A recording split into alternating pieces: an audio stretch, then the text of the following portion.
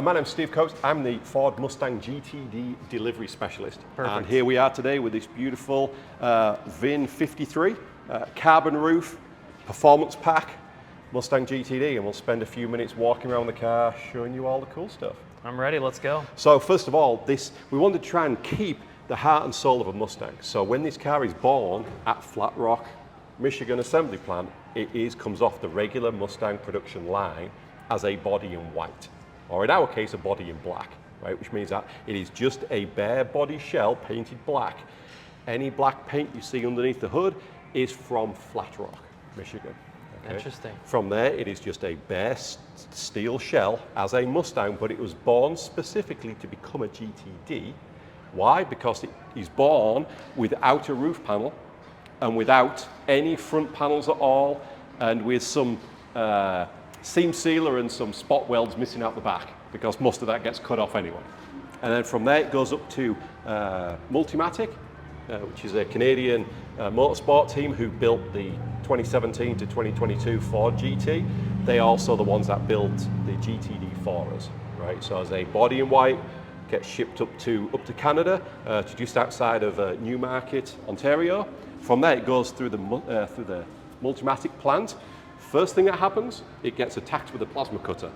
Right here, that's what this seam is. Oh, really? Right? This is where the steel body shell gets cut right here. From basically here off, there's not much structure of the vehicle left. The only substructure left is the very spindly substructure that actually holds the rear lights, because we share the same rear lights as every other production Mustang. Right? And then from there, the whole back seat and trunk area gets cut out and re-welded in. Now, the reason why we've got to do so much surgery back here is because this is a front engine, rear transaxle car. 50-50. 50-50 weight distribution, right? So in the back here now, this is the transmission, differential, transaxle, the whole thing is one unit together. It's an 8-speed Tremec dual clutch DCT. And if I read correctly, the engine is actually specially configured with a dry sump that's like basically where the transmission would be. Absolutely, right? yeah. Because this is a track-orientated vehicle, we were very concerned with oil starvation and making sure that the engine has got enough oil to last its high-performance track use. So it is the first supercharged V8 that actually comes from the factory from Ford with a dry sump engine. Means that it does not have a big oil pan underneath the engine. The oil falls through the engine, goes through all of the usual ancillaries inside the engine, and then gets pumped out to the oil tank, which is bolted onto the back of the engine, right where a regular bell housing and transmission would be. That is actually an oil tank on this particular car. It's awesome. First ever, you said, dry sump? From Ford. From Ford, yeah, exactly. Yeah. First dry sump V8. Just want to make sure I heard you right, okay. Because in the Ford GT, that was a V6 dry sump. Yeah. This is the V8 supercharged. Awesome. Dry sump. Right, so now the floor's gone, the transmission comes along, it's like, right, now we need something to attach the transmission to, which is where Multimatic rebond into the trunk floor and the back seat a very large carbon fiber and aluminium structure that gets bonded into the whole back of the car to hold it all stiffly together. Interesting. The transmission cradle then gets bolted into that. And then now that we've got 345 wide tires, huge tires on the back, and then a big transaxle in the middle, there's no space between the wheel and the gearbox to put a shock at a diagonal angle. That's why the shock and springs and shocks up there. I mean, and the GT only had 325s, so it just shows you how big a 345 really is. I mean, it's massive. Correct. Yeah, the Ford GT had 325 tires on the back. We have 325s on the front. On the front. Right, so the rear of a Ford GT that are the same size tires on the back, and these are now cut to ours, so these are even more track orientated than what the GT was. Right. So yeah, so the back is really stiffly bonded into the chassis. The gearbox and transaxle is bolted into that stiff member, and then we put the springs and shocks on top of that, because it's just at the perfect stiff position to be able to put the springs and shocks in. Yeah. Push rod suspension, all custom for Multimatic. 100%. And even specific to this vehicle, Yes, this suspension is banned not in regular GT racing because it's too advanced. Love so it. this is DSSV, which is the Dynamic Suspension Spool Valve from Multimatic.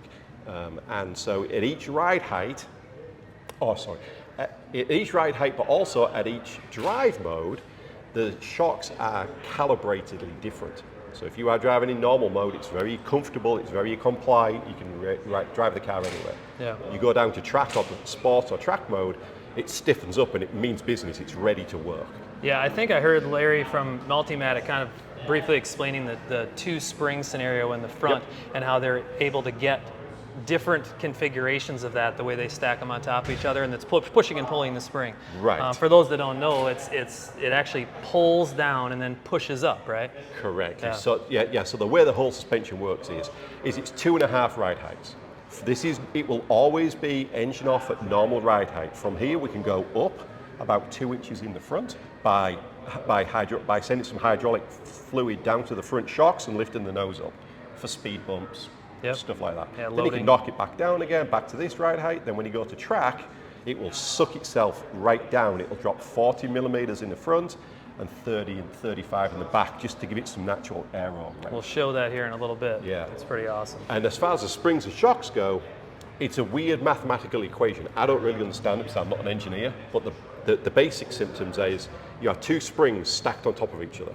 If you put two springs on top of each other, the overall spring rate is less than either spring together. And that's what he was explaining, K1 plus K2 equal, and I was like, what, how? You lost me when they said, Yeah. how does that even work? Yeah. But what we do is we stack them on top so it's nice and compliant for the street, right? Yeah. Then when you drop it down into track mode, the top spring actually gets coil bound, hydraulically compressed, right? Which then locks out the stiffer bottom spring.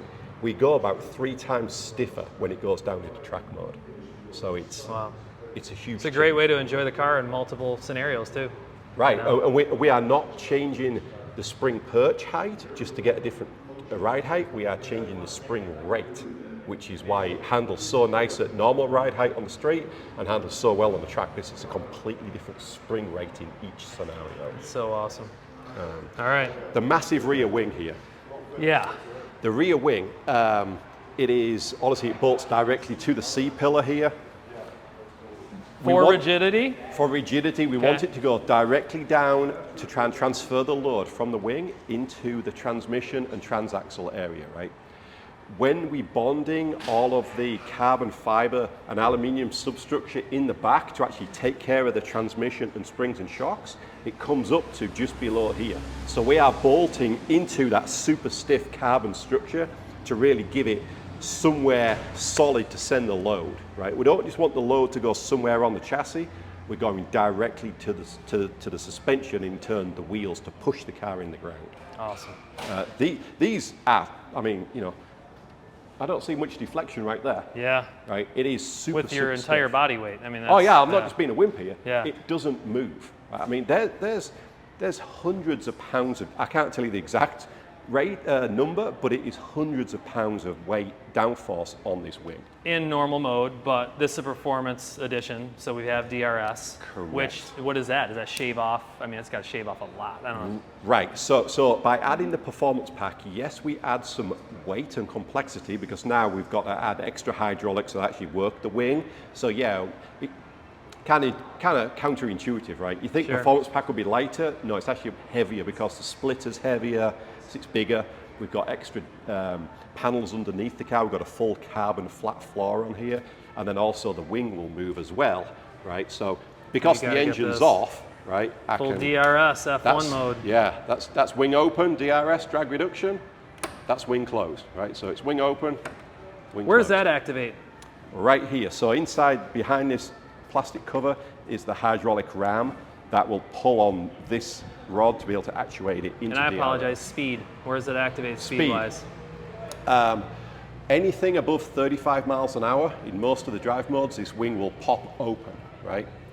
If you are pushing this car pretty hard and the wing needs the downforce, it will automatically give you more downforce Really? again. So it's not just a specific speed. No, it is compute controls. It's measuring steering angle, throttle position, speed, yaw angle, you know, suspension travel, speed. all of that stuff. So if you are braking hard for a corner, it might go air brake full downforce. If you tip it into a corner and it's starting to get a little bit hoppy and a little bit, I'm using all the grip, it's going to give you the downforce. It's all computer controlled, so it knows more than what we do. There is no button anywhere in the car to open this rear wing. That was a question I had. Okay, Yeah. so a little loss of cool factor, but I'd rather have what you just explained. It does it all by itself. Yeah. Yeah, it's great. That's awesome. Now, because we've got the transmission here, the big rear wing, the trunk would be kind of useless because we couldn't open it. Yeah. Right. So underneath this trunk is not a trunk anymore. This is a tech panel which covers the technical mechanical area. Here's why. What we're trying to do is trying to control airflow and use it to our advantage to do some things. What we are wanting it to do is to be a transmission cooler, and that is what is back here. Right, so imagine this. The air is coming over the top of the vehicle, it's going to come down the back window, it goes in the front of the tech panel vents here, through the cooler, and then it comes out of these grills, and you can actually see the transmission cooler and the fan in the back there. Just so forces it right through there. Right. And I like the little Easter egg. If you want to get this, Sam, check this out. All 7 generations of Mustang. I love that. I haven't seen that yet. Yeah. I had to show that on video. So because we are here and we're talking about tech panel, let's remove this and I'll show you how. So the first thing we're going to do is you're going to push down in the center and kind of like pop it to release it. Like a hood push pin? Exactly. I'll do the same here, and then the third one I'll release as well. So we're going to push down in the center of the thing. It's pretty stiff. Okay. Yeah. And then just keep hold of it. So I'm going to release the latch right there. Oh, really? Now we're going to lift it up together. Okay. Take it out nice and gentle. There we go. And then we're going to put it over on the blanket, which I is like how already you ready. looked under. I feel like Yep. that's the proper. For, this panel's like 20 grand. I was just going to say, it's not a 2-person job, but it should be a 2-person Right. job. It's 20 Weight-wise, grand it's not. before paint. Flashlight. Yeah, it's 20 grand before paint. Okay. Welcome to the back of your car. So this is honestly love how you can the see big there. transmission cooler vent right here. Yeah. So it's kind of scooping the air in. It's massive. And then right here, you can actually take your look in there. You can see get the in there and get that? suspension all the way forward. It's pretty hard to see there. There you go, Sammy. Kind of get it, the blue and the gold bits. Oh yeah, she's got it. Yeah, nice. Which you can also see as we showed to the front, but Through the front. I mean, that's the real deal. I love it. Now, And- to try and keep the weight balance good, we've even got the battery back here as well. Notice so that. the battery is in there. Not a standard battery, I'm assuming. This is a lithium. It's made by Anti-Gravity. Anti-Gravity is the brand, and Okay. it is a lithium battery. Okay. So we'll talk about chargers and where Sure. to hook it up once we get to the Just front. figured I'd ask believe why it or not. we saw it. Yeah. The tire reinflation kit is right behind the battery, Oh really? which is right there, which you're never ever going to use unless you are desperately in a Desperate. situation. Yeah. You know, if you do get a flat tire, you're just going to stop and call a buddy to come and pick you up. Yeah. Right. Yeah. Get the trailer. Get the trailer. Yeah. If you ever need to change the battery, it's safe enough to remove this panel. This, obviously have your service dealer do this, right? Yeah. You've got to take this out. You've got to remove this bar, this rod right here. Maybe even drop the lower element of the wing off, just so you can physically make it easier to get that battery up and out. We'll let the Lasco Ford certified technicians handle that. Bingo. Yeah. Yeah. And to do it, what you would do is you would pull these 2 bolts out, Okay. kind of just let the end plate hang on this upper strut, take these 2 10mm headed bolts out, and the bottom element comes off pretty Nice. simply, really. It's not, Yeah, it's not relatively crazy. simple, yeah. And then around as we come, please take note, it does say no luggage. Okay. Yeah. Thank you. Shucks. Yeah. No luggage in the back. I like the little carbon, trace there. Just Yep. a little GTD in carbon. I like Yeah. that. And then on this side, we do have got the right down there, I don't know if you can see it, Sammy, it's pretty hard to see. We've got the valve block, and that hydraulic valve block, it's what runs the wings and the suspension to really actuate everything. Okay. So when you're sat in the car and you want to lift up the front, for front lift, you Yep. push the magic button, wait about a second because it has to send a signal back here to the pump to say, please start up, and then Yeah. it fires the front lift. When it fired, it was pretty fast. But yeah, Yes. just a short little delay. It's calling, and then Exactly. boom. Has to lift it.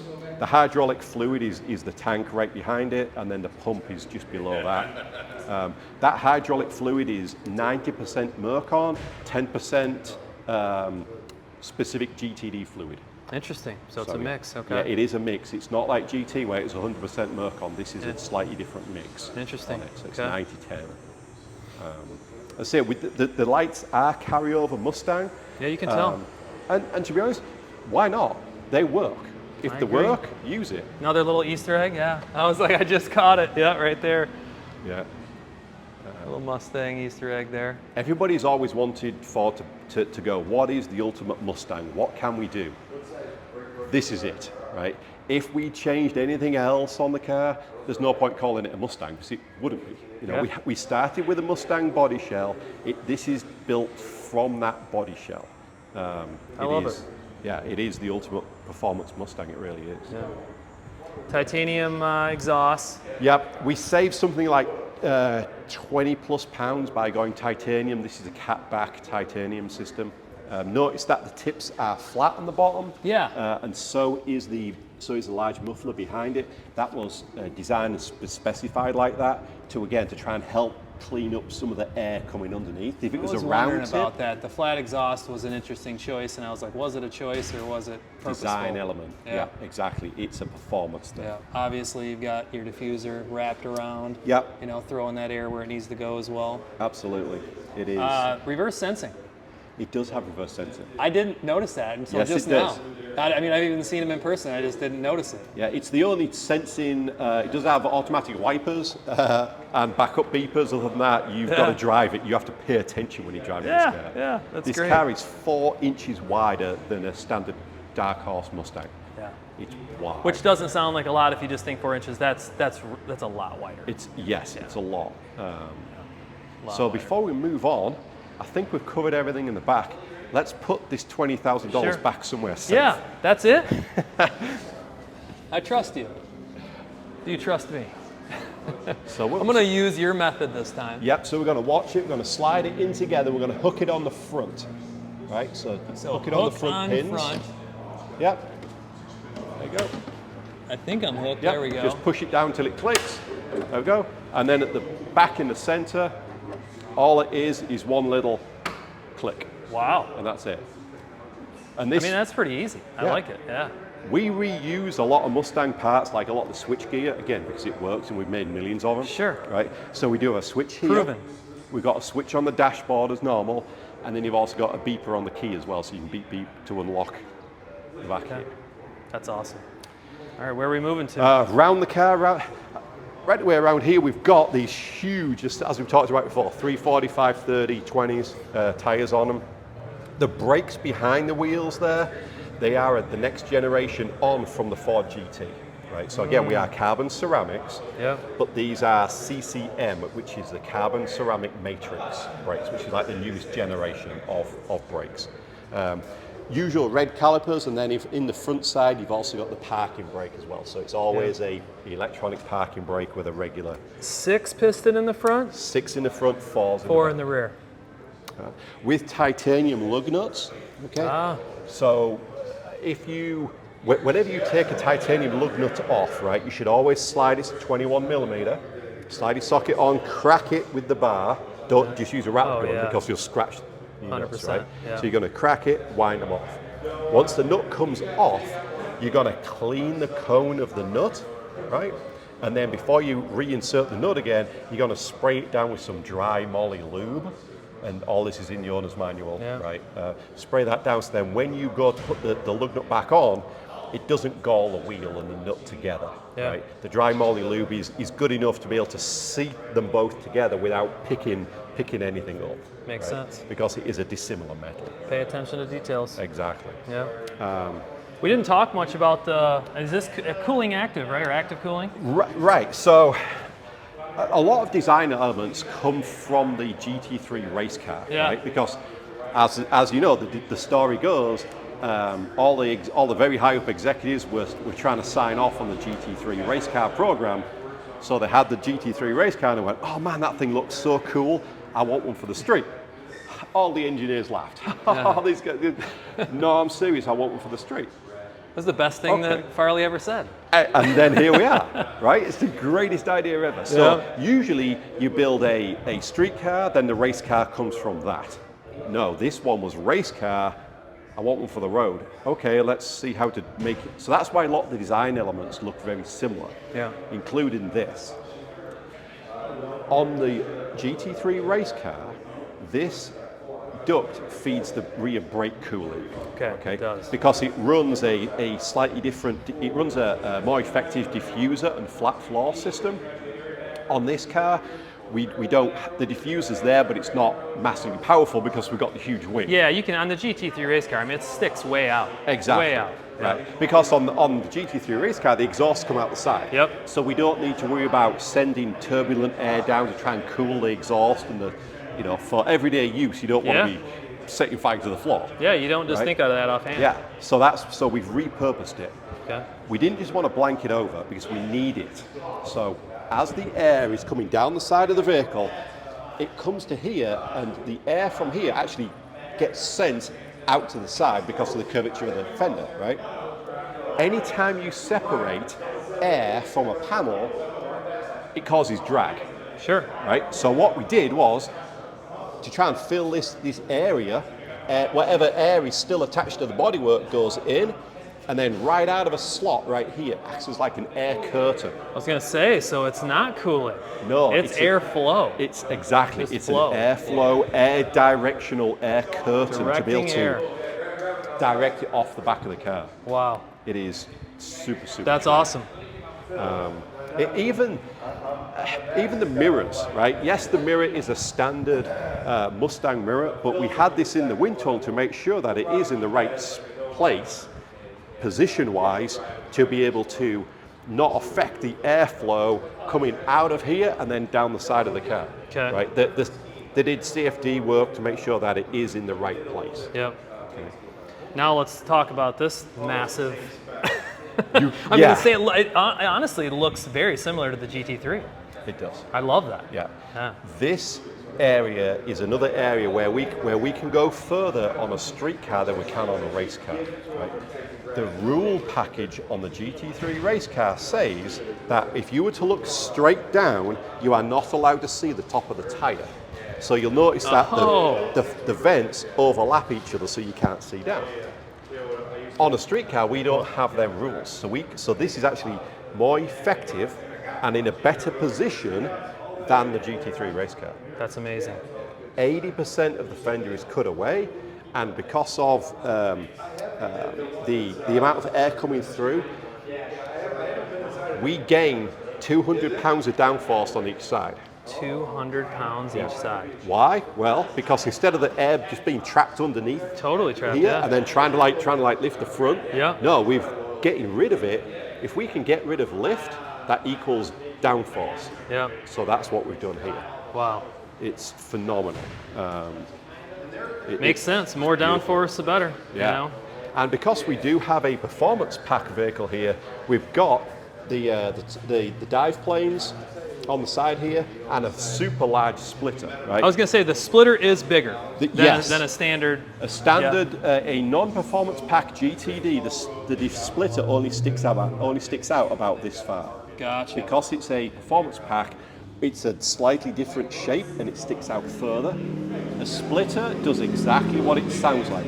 It splits the air. Yeah. So, and you see, it's not a sharp edge, it's fairly fat. Because again, we want air to stay attached. We want air to come into here. Whatever touches here, we want to stay attached and go underneath the vehicle, into our underwing, and then out via the tyre weight deflectors. And then anything that comes over the top is going to be directed into our cooling package, the radiators, or off and down the side of the vehicle, which is where our dive planes. And you and I had a short conversation about, you know, I'm used to seeing like a molded plastic and everything on the bottom, and this is all carbon for rigidity.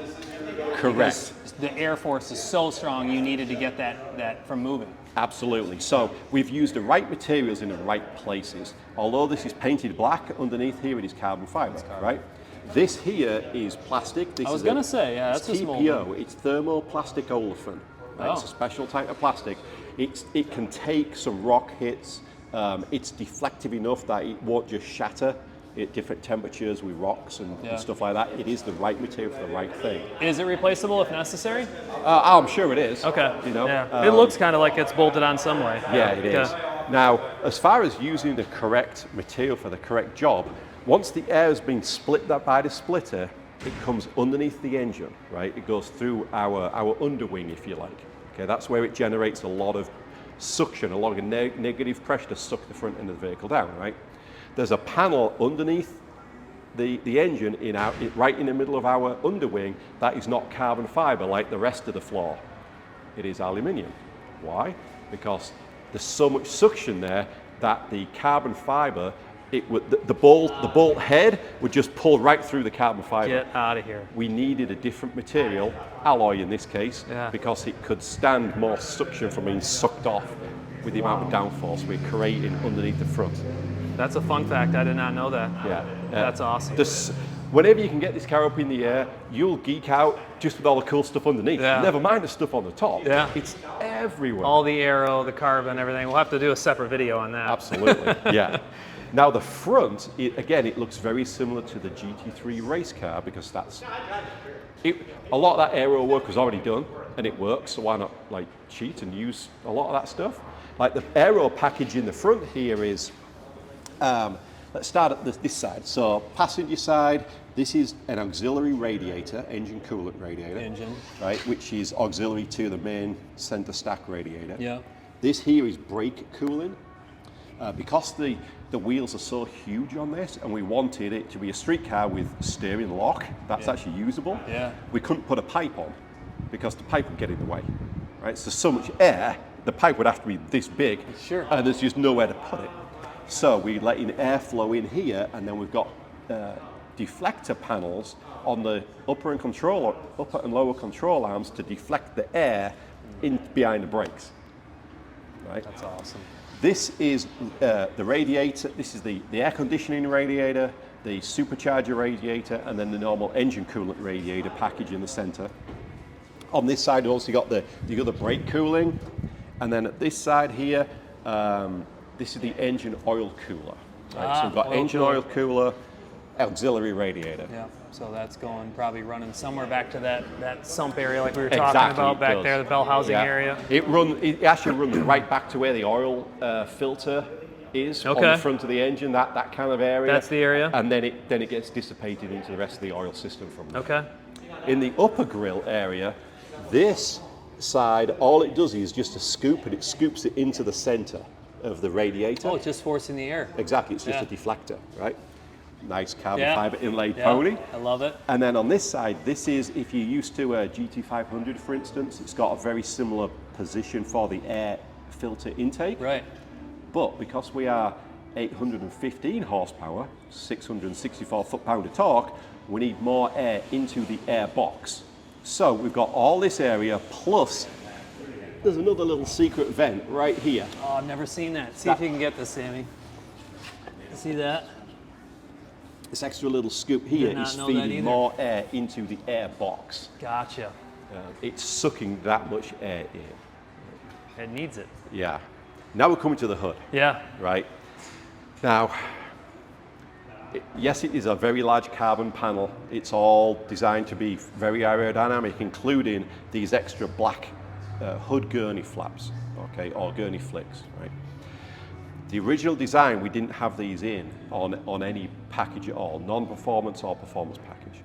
What we found during testing was, you know what, it'd be really nice to try and get a little bit more front downforce.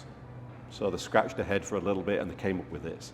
This only took like 6 to 8 weeks from, what are we going to do to a finished piece? And it's was that a ring request during laps? Absolutely. I was going to say. Yeah, we get, I don't know if I can tell you the times, but it was seconds we gained by adding this. A full second. More multiples. Multiple seconds. Multiple seconds by just adding the old this. hood gurney. Yeah. And what it does is it creates a slightly higher ramp angle for the air that comes over. Yeah. So now it sends it more vertical, right? Which obviously the air gets to here and then realizes, hang on a minute, there's nothing, I'm not attached anymore. Sure. So then it starts to tumble. When it starts to tumble, it causes a negative pressure and actually is now sucking the hot air from underneath the hood out. No way. Dual purpose. Exactly. And these are removable, right, for track session? Totally, yeah. And we'll show you that in a second. Max pull. Yeah, because we want to try and get as much. Just like the back of an airplane wing. I mean, yeah, the way that Same thing. Yeah. A lot of aerodynamic, you know, they call it, you know, aerodynamics. Right. You know, aeroplanes get sucked up into the sky, and we're sucking a car down to the track. We want to keep this thing down, yeah. Now, to lift up the hood, and then we'll see the engine bay, you've got to release the hood latches by you push down and you press the center. All I'm doing is just releasing the pressure on the catch. Right, and then from here, just the usual Mustang latch. Okay, one pull or two? Just one. Just one pull? Is going to be one pull, and then because it is Mustang, we still do have the center catch as well. I was just gonna say. So it's going to be a looks standard. Push to the left. Again, why try and reinvent the wheel? I love the shared parts. I think it's great. Beautiful carbon work on the underside of the hood. Oh yeah. This is Multimatic. Just do beautiful carbon. Yeah. But yeah, the screens come out. So when you do go to the track, 4mm Allen keys, and this whole screen's going to come out. You cannot. I would wind them out 2 or 3 turns all the way around and just keep going around 2 or 3 turns at a time. That way you're not, Right, because these are captive in here, but you can wind the captive capture off if you just try and take it out completely. So keep going around 2 or 3 turns at a time all the way around. Take it out. If you're not doing much street driving, I mean, I plan on all track pretty much. I mean, I'll do a little street, but me just keep them out for the most part, put them in when you want a street. And it's just keeping debris and stuff out. It's not like a big deal. And there is some other legal requirements to actually have them in for street use. Okay. Yeah. All right. Yeah, but barely legal. Barely legal street car. We are on the limit. As far as the engine bay, this is that extra scooping the air into the standard looking airbox. So if people are used to a GT500, they're going to be very familiar around here. Some bits look very similar. The engine, for instance, is the 5.2 V8 supercharged engine. Once it's produced within the same plant as the Raptor R engine and that type of stuff, it gets taken over to PAS, which is Performance Assembly Solutions. Okay. From there, that's where it gets GTDized, meaning it gets bigger cams put in, and it also gets a smaller supercharger pulley put on, as well as all of the dry sump engineering and attachments from there. And where are they located? Michigan. I was going to say, I was assuming it was going to be Michigan. Yeah, it is a Michigan. Awesome. Michigan place. Spot the GT500 parts bin stuff, like the magnesium strut brace. It works, so why not use it again? Sure. The only difference is, but it is unique to GTD because we've machined out for the oil fill cap on that side, which there's usually another brace in it, we just took it out. Because it is a dry sump engine, right, you need to be able to check the oil level, right? The procedure is start the engine, let's get the engine up to operating temperature. From there, you're going to turn the engine off. Okay. You're going to wait 30 seconds, then you're going to pull the yellow dipstick, and you're going to start dipping the oil from there. So it needs to get it through. Warm to start with, exactly. Makes sense. Okay. We've got the coolant tanks over here. I love that. That's got to be custom Multimatic, right? Absolutely. Yeah. From here, this is the supercharger radiator coolant, and then normal engine radiator coolant. Okay. You're obviously going to check them when the engine's stone cold. Because there's no sight glass, if we took it off now, it'll spew out. So that's check cold. Engine oil is check warm. Okay. Easy enough. Let's move over to where the battery usually is. Okay. So usually on a Mustang, you've got the battery hidden behind here. Yeah, and it's still because we might borrow some pieces. Right. Yeah. Obviously, we've already seen the battery, which is in the back. Yeah. Okay. This is our standard-looking Mustang fuse box. If you wanted to hook up a battery tender, for instance, some sort of battery monitor, you can go negative terminal to here, and then you would lift this up and just go directly onto the stud here. I like that. They give you a nice post and everything. Absolutely. It's ready to go. That's great. We do not supply you a battery charger or maintainer on this car. It runs a anti-gravity battery, so if it was me, I'm going to search reach out to them anti-gravity battery chargers, question mark. I know that they're a little specific, the lithiums are, so that's a great idea. Exactly. Yeah. Right. But that's where I would hook it up. Negative, a positive, negative, and then zip tie the thing to wherever you want to put the pigtail, and then off you go. Awesome. You know. Onto the inside? Yeah, let's close the hood down and we'll... All right, so we're in the inside. Absolutely. Amazing cockpit. It is. It's very Mustang. That's the way we actually want to try and keep it. We want to try and keep it very familiar, very reliable, so it actually all works. Right. First of all, the seats. The seats are uniquely trimmed to GTD, but they are very similar to other seats you've seen in some other previous Mustangs. Sure. They work, so why try and reinvent the seat? They hug me well. I love it. I love the seats too, to be honest. They're really nice. I don't want to be moving around on the track, so it's great. Now, the stitching upon the hockey stick in the door is unique to each individual model of GTD. So this has got the black onyx interior, so this is what you get here. Okay. If you got the carbon series, you will get the grey ombre seat, and this section is grey. Okay. And the stitching would also kind of carry over to the steering wheel.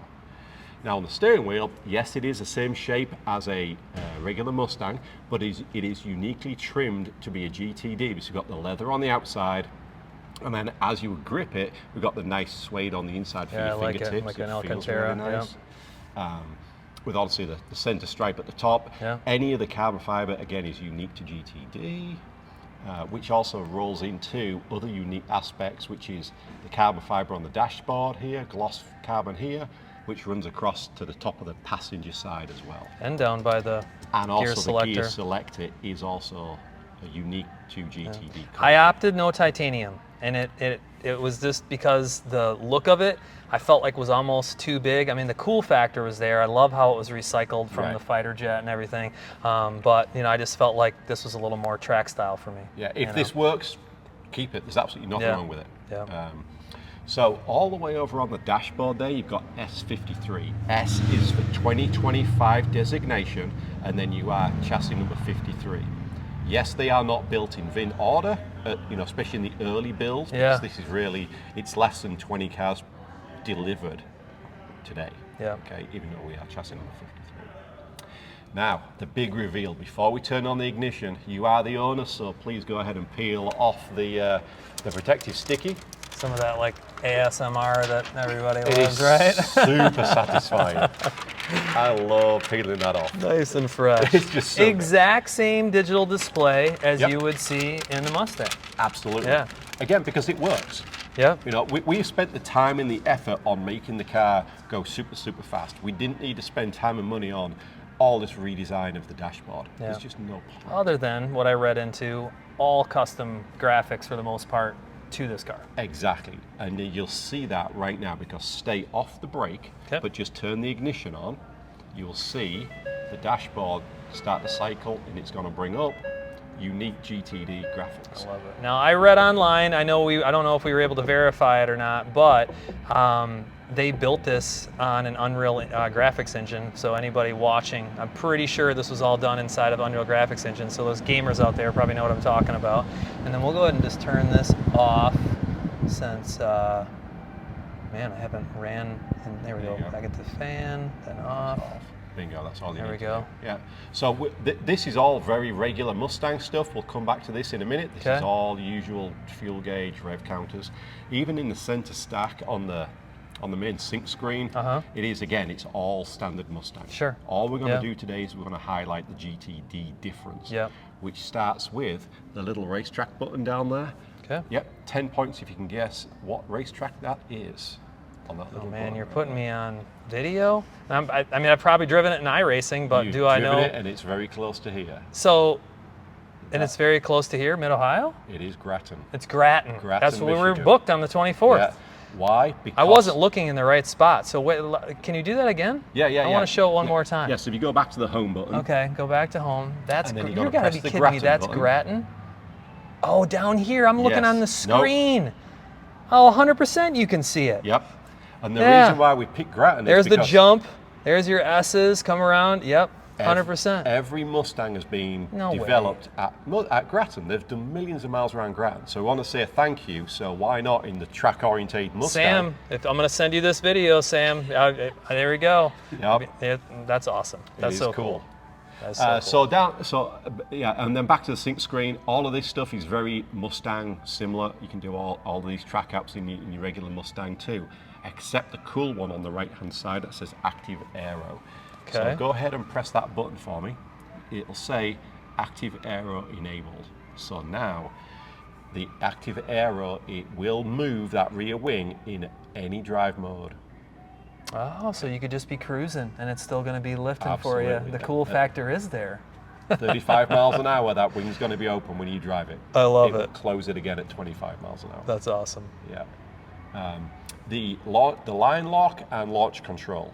The line lock is not illuminated right now because the engine is not running and we're not in the correct drive mode. Sure. Launch control, yes, you might be able to get some settings going inside there, but you will not be able to actuate it because A, the transmission is cold. The transmission has to be at a certain temperature before you really start to beat on it hard, doing line lock and launch control. 100%. But also, we have to have got past the 250 miles braking period first. Okay.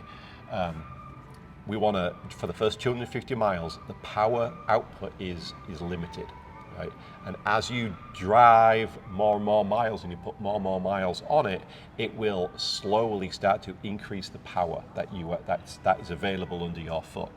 Yes, you can rev it. You can rev it to 6,000.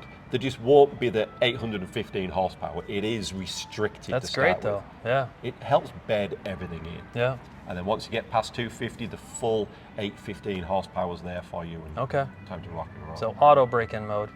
Absolutely. All right. Yep. So just select drive and drive it to work every day. Okay. The next thing we're going to do is we're going to press the pony button next to. Yep. That's going to get you that gets you into the My Mustang, the My Pony button. Still got Grattan up there. I love it. Still have Grattan in the track apps. That's so cool. If you want to go ahead and select and change your auxiliary gauges, you can. Again, this is very Mustang-ish. Custom mode, My Colors and cluster theme. Again, very regular Mustang. Sure. It works. It's simple. The next button across is traction control and stability control. By pressing it one time, that turns off traction control, but stability control is still on. Okay. Right? Which means that you can get a little bit of wheel spin kind of coming off the corner, but it won't allow you to be full lock sideways, right? If you press and hold it, it will turn off traction and stability control. You got to press and hold. Oh, I see. I saw the bar starting to go there. Yep. Yep. And then once it goes all the way across, it'll tell you. Yeah, so if you want to do donuts, but anybody who drives on the track without that on, I'm not a fan of. It just doesn't make sense. Why not utilize the technology, right? Absolutely. Yeah. And you'll see in a moment, once we start the engine, we'll go into track mode, and in track mode, you can dial down VTC, which is variable traction control. So as you get faster and faster with the vehicle, if you start to feel like the car is slowing you down because of the traction control intervention, what it will do is that you can start toggling the cruise control button, funnily enough, down, and it will give you more and more leeway on stability and traction. I love it. Yeah. The transmission in this is very, very good. It's a great 8-speed transmission. Tremec, right? It's a Tremec 98 TR 9080 is the nerdy numbers to it. Dual clutch transmission. Dual clutch. Or transaxle, I should say. Transaxle. And the differential in this is a electric hydraulic unit, right? So it electronically measures all of everything that's going on, and then it squeezes hydraulic pressure against the clutch pack in the diff, which will tighten up the diff from very loose, fully open, to pretty locked, right? As far as the diff lockup goes. And that is on acceleration, but even on deceleration as well.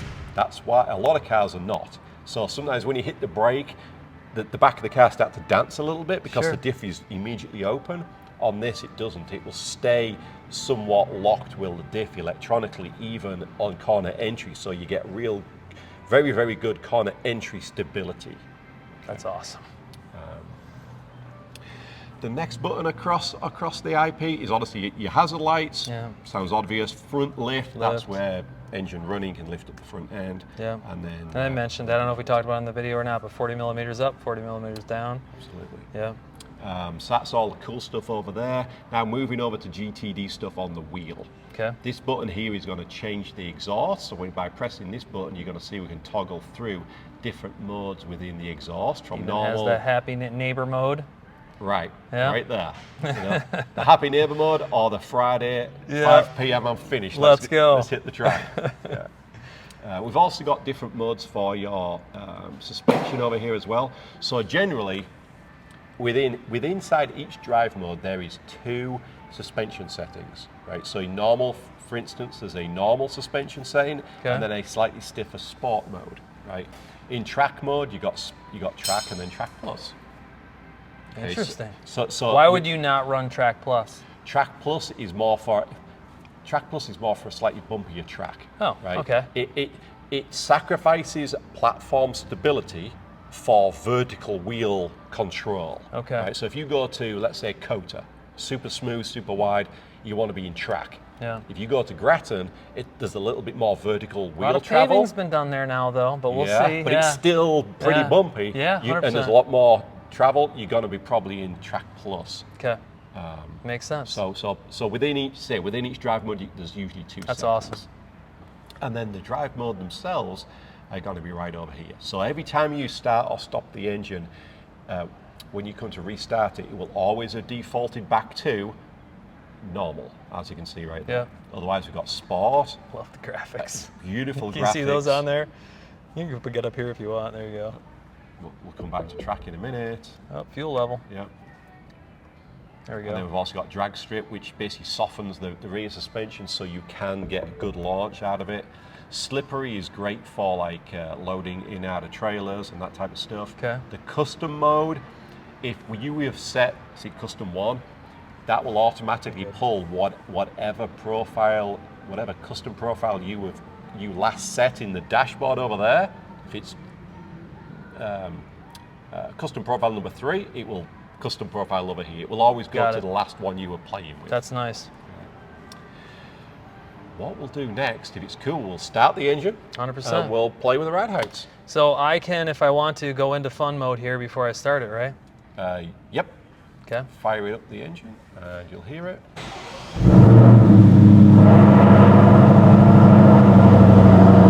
The first thing we'll do... Makes you smile. First thing we'll do is lift up the front end. So you can press the front left, press it, wait a second, and it's going to go up, and there's going to be an icon right here which says the front lift is up. Yeah, I mean, you have that little calling delay, but it's fast. Oh, it is fast. Yeah. Do me a favour, you put the wheel straight for me. Let's go to here. There we go. Okay. And